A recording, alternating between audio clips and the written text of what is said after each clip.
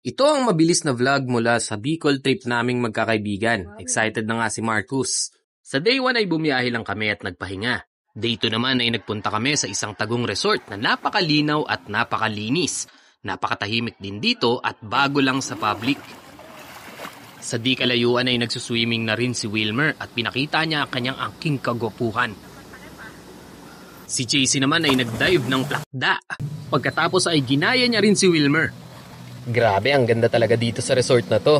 Kita nyo naman ang katahimikan kaya hindi napigilan ni Wally ang tumingin sa malayo at mangarap. Maya-maya lang ay tinalo na ni JC si Wally sa ulo.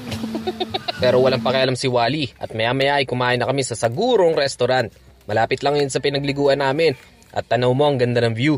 Sa day 3 naman, nakalimutan ko na kung day 3 ba talaga to.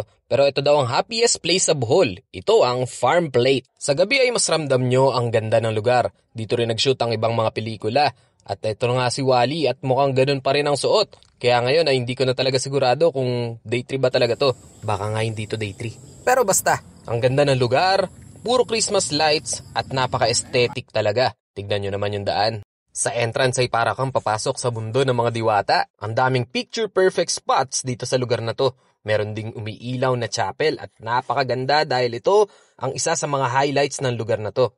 Pwede ka rin ditong magsimba o magdasal, bahala ka sa buhay mo. Basta respetuhin nyo lang ang lugar dahil hindi lang to basta display. Pwede ka rin dito magsama ng jowa para magkunyari kayo magkakasal-kasalan. O pwede ka ring single lang na naglalakad mag-isa hanggang dulo ng kung saan-saan. Pagkatapos ay kumain kami ng pares bago kami umuwi sa hotel namin sa Casa Bicolandia Suites. Sa sobrang antok at pagod ay kung ano-ano na ang nakikita namin katulad nitong aso na nagtitinda mag-isa sa tindahan. Day 4 naman ay punong-puno ng pahinga at pag-appreciate sa nature ang ginawa namin.